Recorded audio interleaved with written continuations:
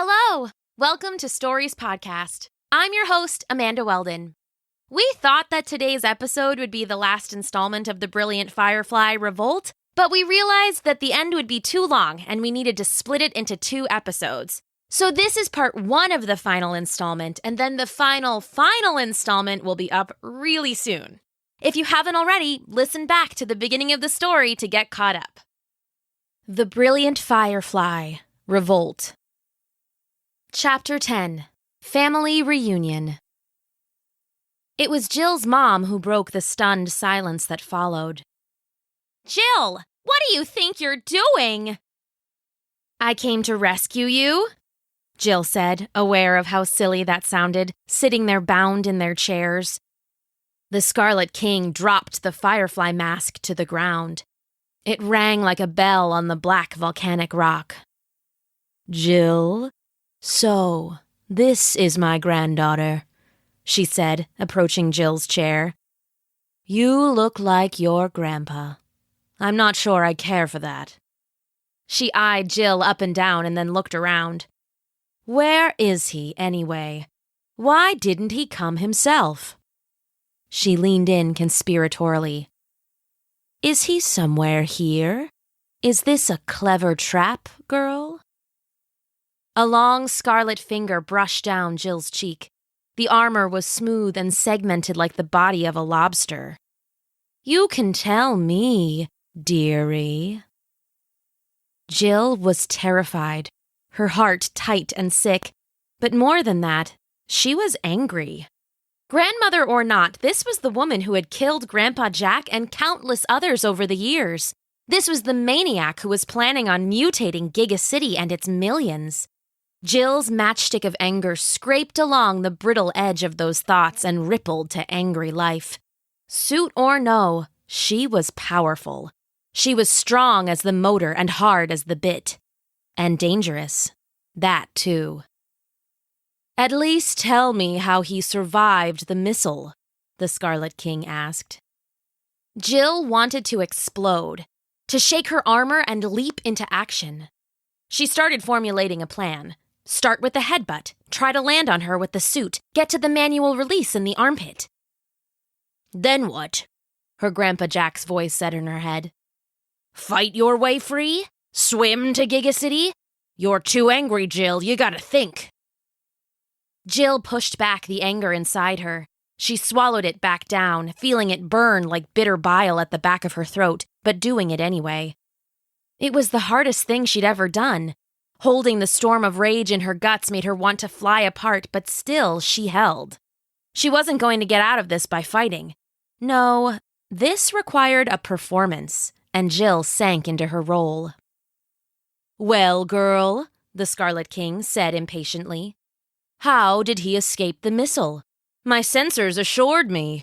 He didn't survive it, Jill said, doing her best to keep her voice even. He's dead. Anne looked up, upset but not surprised.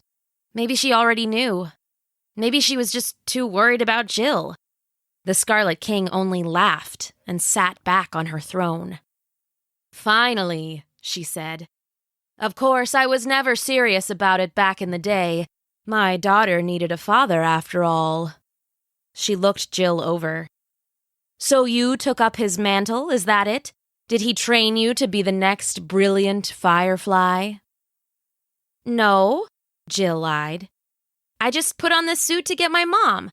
I'm good with computers. I used the tracker to find her. I thought about calling the police, but I didn't think they'd believe me. Clever girl. Now, tell me. She leaned forward, elbows on her knees. Did you love your grandpa? With all my heart, Jill thought. I didn't really know him, she said. The lie tasted sour on her tongue. We lived in the city until last year. Grandpa Jack was always busy in his barn. Even when I followed him and found out he was Firefly, he only let me help with the computers. He never let me fly. Jill tried to sound as sulky as possible. She conjured up every spoiled brat she could think of, starting with Madison. She poured it on, adding just a touch of anger to her voice. I didn't even get to wear the stupid supersuit until he died." "Jill!" her mom said, but the Scarlet King only laughed again. "I can see you have my passion, child. I've seen your school records, too. You didn't think I wouldn't keep at least one eye on my granddaughter. I know your whole sordid career. Constantly in trouble for missing class, for fighting, for wild inventions, for daring to be a rebel. You truly are my blood." She stroked her pointed chin, glaring at Jill, her eyes pale gray moons. "Tell me, Jill, would you like to fly every day? To fight every day? To take what you want and never worry about school or work again?" That was actually pretty appealing. Jill found herself not even having to lie. "Yes!" she cried. "I want to be a superhero. Let me help you." "Jill, please," her mother said, but Jill ignored her. "I'm a fighter, I am. Let me have a spot by your side," Jill said, on a roll now. "Firefly and the Scarlet King together. We could do anything." The Scarlet King, her shrewd old face looking strange in all that armor, laughed again. "Yes, I like it. I will rule and you will be my strong right hand, ruling at my side. Is that what you want, Jill? To be strong? To rule?" "Yes!" called Jill, but then she turned to her mother, as if just remembering she was there. "What about my mom?" The Scarlet King waved dismissively. "She can go home. She isn't meant for this life. She's not like us." "No, I won't go!" "Mom, stop!" Jill snapped. Then she turned back to the Scarlet King. "I want to join. Tell me, what do I have to do?" The Scarlet King sat up straight on her throne, her bearing regal. "My sweet girl, you need only kneel before me." Jill felt her temper flare again. She let out just a little, like the screaming steam that keeps an engine from catching fire. "I don't kneel to anyone." The Scarlet King laughed. "The same answer I would give." She considered Jill for a long moment, pale eyes piercing. Finally, she touched the arm of her throne and the lights under Jill snapped off. Immediately, the Firefly armor began to hum and sparkle. She felt relief flow through her. The still armor had been like a tomb, and this felt like coming back to life. "Harpy and her team are en route to Giga City now, Jill," the Scarlet King said. "Watch with me as the bomb is dropped, the spore is released, and the city joins us in our power." Seemingly from thin air, a giant picture snapped to life.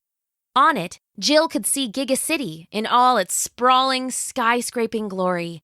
Giant news drones buzzed through the air like mosquitoes, and the Hyperloop shuttles roared from DC to Portland. The image zoomed into the heart of Giga City, the Great Bay, the homeport of the world. It was bustling with ships and overlooked by row after row of luxury skyscrapers on the shoreline and the financial district beyond. "No!" Anne said, wild-eyed. Jill remembered she had worked at a hospital near that part of town. "Scarlet, you can't do this! Think of the people!" "That's enough," Scarlet snapped.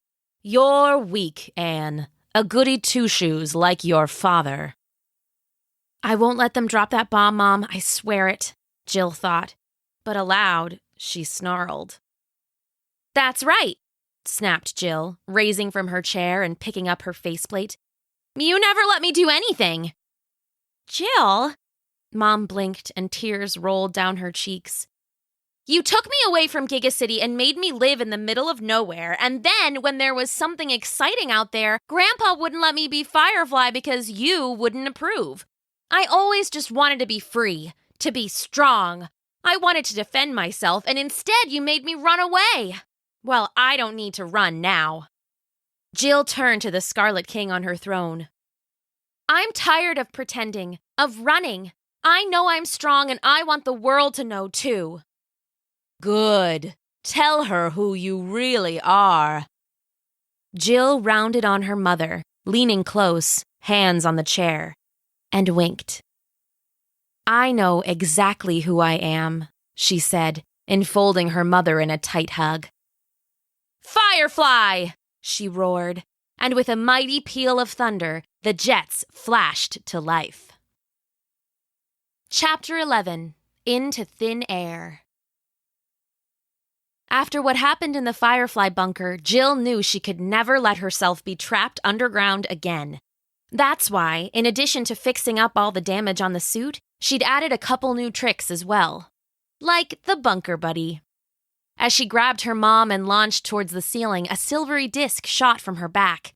It collided with the dark rock above and continued upward, humming madly against the stone as it vibrated a path clean through. Jill followed, picking up speed. Mom was screaming in her arms, black rock dust raining down around them. Behind, Jill heard Scarlet King, the Scarlet King, screech in rage. "Sorry, Nana," Jill called back. "Maybe we'll try cookies and milk next time." As they rocketed up, Jill finally managed to fit her mask back onto the armor. As the suit sealed, the HUD flared to life. Just in time, too, as a second later it was struck with dazzling sunlight as they burst free of the island and curved into the air. "Jill!" Anne screamed as they wound their way upward.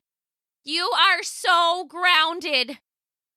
"I'm just so happy you're okay," Jill replied in Firefly's baritone. "Jill!" Specs' voice crackled to life as she escaped the island's field. "Thank God you're okay, and you have your mom." "Specs," Jill said, remembering that glowing flower. "Harpy's on her way to the bay with a bomb that's going to mutate the city. We gotta stop her." "Oh man, let me look." Jill heard him typing furiously, computers humming. "Got her on the satellite, but she's not alone." "Drop me her position." A small red wing appeared on the horizon, projected there by Jill's HUD. It was Harpy, and she had a 10-mile head start. "Good, Specs. Just one more thing." "Yeah?" "Call in the cavalry." "You got it," he said, jumping onto another channel to make the call. In midair, Jill slowed for a moment. She adjusted her grip on her mother, making sure she had her nice and tight. "Hold on, Mom," Jill said. "It's going to get a little windy." "Jill, don't you dare!" "Sorry, Mom, no time. Gotta save Giga City." Jill kicked on the jets, going as fast as she could without hurting her mom. She would have loved to set her down, but there was nothing but empty ocean stretching in every direction. As they flew, Jill cycled up the suit's systems, giving everything a shakedown. It felt good, like those deep stretches you see cats do after a nap. "You're coming up on them now," Specs said. "I see them," Jill replied, the suit picking out 3 dots on the horizon. "Listen, you gotta get the alarm out. In case we don't win, maybe you can evacuate the bay." "How am I supposed to do that?" "You're a genius, Specs. You'll figure it out. Gotta fight now, back in a bit." The Firefly armor magnified her stare, and the 3 flying shapes leapt into sharp view. Harpy was in the center. She was magnificent, her long feathers and razor talons of vibrant brick red. The brick mutation had given her size, too, her wingspan now stretching long as a city bus. On her left soared a woman of living fire. Her brick head and torso were normal, human, but her limbs burned with a dark red flame that licked at the air like whips. She left a greasy black smoke in her wake that hung thick in the air.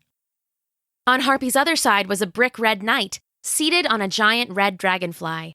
The knight leaned forward in his saddle, a long lance of cracking energy thrusting ahead. Behind him, the dragonfly's massive gossamer wings buzzed with speed. And there, hanging from the talons of Harpy's feet, was the bomb. It was the size of an engine, glowing brick red and held tight with winding ivy. "It's almost beautiful," Jill thought. "Too bad it has to be stopped." "All right, Mom," Jill said. "I gotta drop you in the water for a second. I can't risk bringing you into the fight." "What? No!" "Sorry, Mom. Bombs away!" Jill said, slowing down to release her mother into the waves. She hit gently, splashing into the chill waters of the Atlantic. A second later, the emergency pod Jill had stuck to her back inflated, whooshing into a bobbing life ring. All right, Jill thought to herself. Time to earn this suit. With a roar, she drove herself at Harpy, letting loose a blast of energy from her fists at the same time. The birdwoman spiraled, curving elegantly around the fire. "It's Firefly!" she cried. "Get him!" The three peeled away in different directions, spreading out in the sky. The Firefly armor tagged them and indicated their flight paths, but Jill found it impossible to track them all at once. "Come on!" she roared, twisting to keep Harpy in her sights. She lined up a shot, and then wham! The knight slammed his lance into her side, making her shot go wild. She tore his helmet free and then sent him spinning. A second later, her suit's temperature alarms blared wildly as she burst into flame. The burning brick was above her, pouring flames down in. Jill knocked her away, but then Harpy was there, talons punching forward, driving madly for Jill's heart. She got her arm up just in time, and the talons burst through her armor like it was paper. Jill felt stabs of pain through her bicep, hot and tight. Harpy's face pushed in close as they flew. "I'm tougher than before and stronger than before. You can't beat me, Firefly!" Jill flared her jets, trying to burst free, but the knight hit her again. A moment later, the fire returned, burning, alarms blaring. Flight paths everywhere highlighted motion and attack vectors. There was Harpy again, then more fire, the lance. They were everywhere. Jill couldn't get free. "Jill," Speck said urgently. "Your mom, quick!" Breaking into a desperate dive to buy herself some space, Jill looked and gasped. Her mother was there, bobbing safely in the waves, but there was a huge shape approaching, a titanic shadow in the water. A hulking shark fin broke the surface, followed by a swarm of whipping tentacles. It was the mutant shark from the island, closing fast. It was going to swallow Mom whole. "Where's that cavalry, Specs?" "On its way. You got this, Jill." Jill turned and dove for her mom as the shark closed in. Closer, closer. The shark was moving like a missile, knifing through the water with unnatural speed. "I'm coming, Mom," Jill said. The dragonfly knight came buzzing in from the side. Jill backflipped around him, knocking the knight off balance. The red flame was there too, but Jill blasted her away with a jet of cryo-coolant, never pausing, never losing speed. She gritted her teeth. Nothing could stop her. Nothing. The great shark mouth yawned wide, ocean water flooding in a rush. Mom was screaming and staring into the endless black depths of the beast's mouth. Jill reached out, blasting her jets at full speed. Her mom was in danger. Her mom was in danger, and nothing could stop her. The suit hummed with energy, rattled with power. The shark closed in. Jill closed in. Mom was there. Almost. Harpy crashed down from above. They collided and spun out of control, talons and alloy gauntlets screaming against one another in a desperate struggle. Jill lost sight of her mother as the world narrowed to nothing but Harpy's face, sky and ocean blurring to meld in the background. "Let go!" Jill spat. "Never!" snarled Harpy. Together, they plunged into the sea. To be continued. Today's story, the next installment of the brilliant Firefly, Revolt, was an original story written for you by Daniel Hines and performed for you by me, Amanda Weldon. Stay tuned for the conclusion of the brilliant Firefly, Revolt, which will be posted next week. If you would like to support Stories Podcast and receive a thank you in a future episode, please visit patreon.com/stories and make a pledge. Then send an email to Amanda at storiespodcast.com and let us know who to thank. And if you haven't already, please be sure to subscribe and give us a 5-star rating on iTunes. Thanks for listening!